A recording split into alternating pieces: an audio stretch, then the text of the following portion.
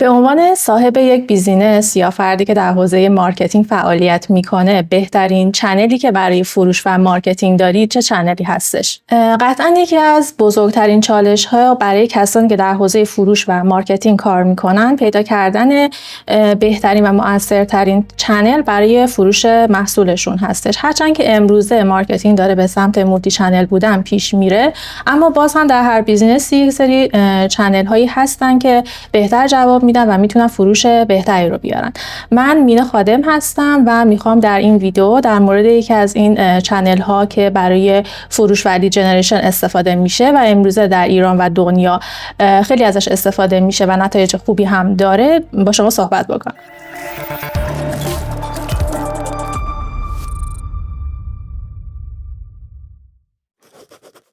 یکی از پلتفرم‌های آنلاینی که امروزه بیشتر از 90% کاربران دارن از اون استفاده میکنن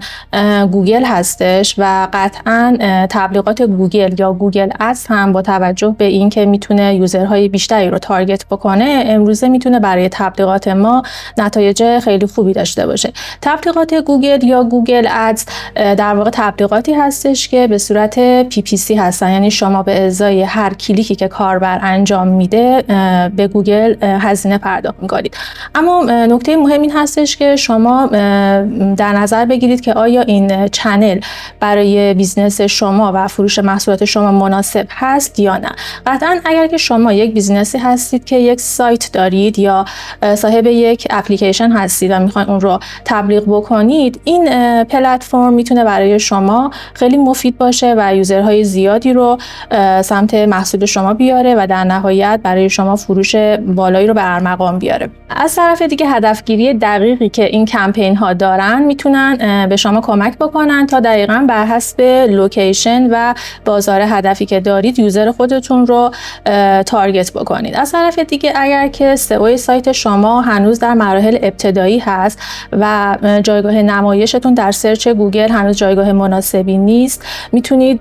تا زمانی که سئو بتونه خوب جواب بده از تبلیغات گوگل استفاده بکنید تا سایت خودتون رو در نتایج سرچ در جایگاه خوبی نمایش بدید. اما حتی اگر سایت شما سئو خوبی هم داره ولی رقبای شما دارن از تبلیغات گوگل استفاده میکنن و جایگاه‌های اول صفحه رو به خودشون اختصاص میدن، باز هم شما مجبورید برای اینکه از رقابت عقب نمونید از این کمپین ها برای نمایش سایت خودتون استفاده بکنید.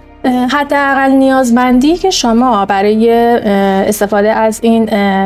کمپین ها دارید و استفاده از تبلیغات گوگل این هستش که شما باید یک سایت داشته باشید و اون لندینگی که برای کمپین گوگل ادز خودتون در نظر میگیرید محتوای مرتبط و مناسبی داشته باشه و از لحاظ طراحی و UI UX و سرعت لودش مناسب باشه که همه اینها در نهایت باعث میشه که رنک تبلیغ شما یه رنک خوبی باشه از دید گوگل که باعث میشه که شما در نهایت هزینه کمتری برای تبلیغات گوگل پرداخت بکنید. یعنی اگر شما یک لندینگ با کیفیت و محتوای با کیفیت یا اسست های با کیفیت در کمپین خودتون داشته باشید، همه اینها به شما کمک میکنن که هزینه کمتری برای کمپین های خودتون پرداخت بکنید. برای ران کردن کمپین گوگل از بعد از اینکه تشخیص دادید که این پلتفرم میتونه برای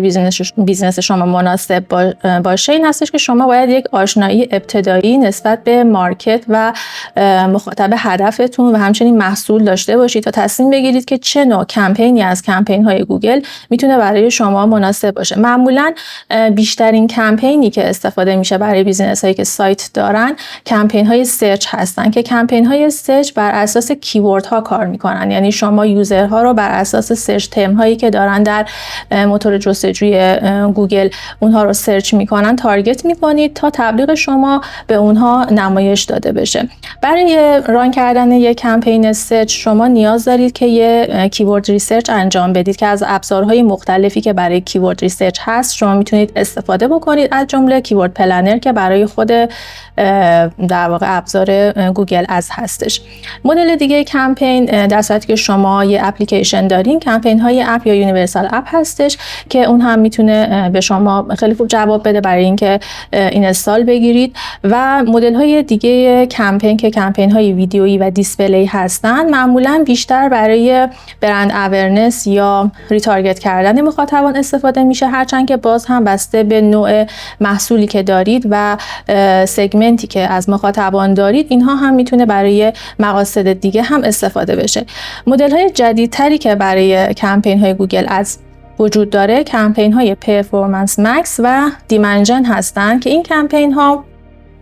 بیشتر بر پایه AI هستن و از هوش مصنوعی برای تارگت کردن افراد استفاده میکنن که این نوع کمپین ها میتونن نتایج خیلی خوبی حتی برای فروش برای بیزنس شما بیاره، که البته استفاده از اونها یه سری نکاتی داره که باید حتما اون نکات رو رعایت بکنید تا برای شما جواب بده. در غیر این صورت فقط باعث میشه که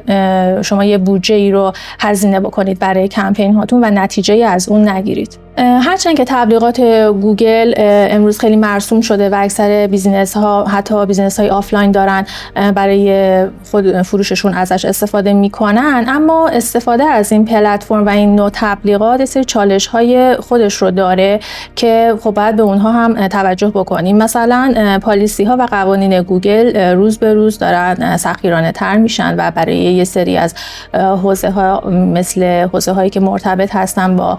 سلامت انسان ها میتونه برای شما ران کردن کمپینش یه مقدار سخت یا چالش برانگیز باشه.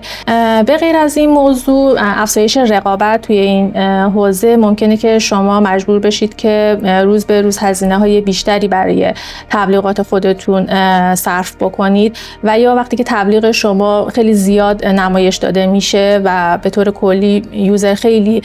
تارگت میشه توسط تبلیغات، ممکنه که به بی‌تفاوتی یا خستگی برسه یوزر و دیگه به تبلیغات شما انقدر توجه نکنه. همینطور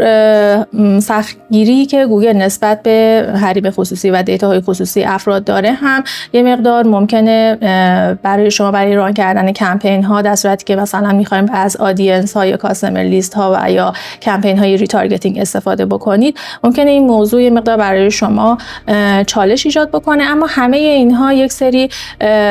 راه حل ها و یه سری رویکردهایی داره که همونطور که شما جلو میرید و کمپین ها رو ران میکنید و دیتای بیشتری به دست میارید، میتونید قدم به قدم هم این مشکلات رو اگر براتون پیش اومد رفع بکنید. همینطور یک موضوع دیگه که برای اکثر اکانت های گوگل پیش میاد مسئله وریفای کردن اکانت هست که در سطوح مختلف ممکنه این رو گوگل از شما بخواد. حالا وریفای بیزینس هست یا ادورتایزر یا پیمنت و یا آیدنتیتی، که اگر که شما بیزینسی هستید که داخل ایران هستید ممکنه هر کدوم از این مراحل برای شما یه چالش بزرگی باشه و حتی شما رو مجبور به این بکنه که اکانتتون رو عوض بکنید. اما چیزی که مهم هست و مسلمه این هستش که آینده تبلیغات داره به سمت تبلیغات آنلاین پیش میره و شما به عنوان کسی که صاحب یه بیزینس هستید و یا به عنوان یک مارکتر قطعاً مجبور هستید که از این چنل ها برای تبلیغات خودتون استفاده بکنید و همینطور حضور AI برای ساختن و ران کردن این کمپین ها و یا بهینه سازیشون میتونه به شما خیلی کمک بکنه که نتایج بهتری رو بگیرید. برای همین در نهایت میرسیم به این مسیر که استفاده از کمپین های آنلاین از جمله کمپین های گوگل ادز میتونه برای بیزینس شما خیلی مفید باشه و نتایج خوبی رو چه برای فروش چه برای جذب لید برای شما داشته باشه. قطعا با تغییراتی که در دنیای مارکت آنلاین داره پیش میاد، استفاده از پلتفرم های آنلاین و تبلیغات گوگل میتونه یک چشمانداز خوبی برای فروش شما فراهم بکنه و اگر که دوست دارید بیشتر راجع به این حوزه بدونید یا مسائل تخصصی تری رو راجع به این موضوع مطرح بکنید، میتونید کامنت بذارید تا در ویدیوهای بعدی راجع به اون موضوع با شما صحبت بکنیم. اگر این ویدیو رو دوست داشتید سابسکرایب کنید تا در ویدیوهای بعدی با شما همراه باشیم.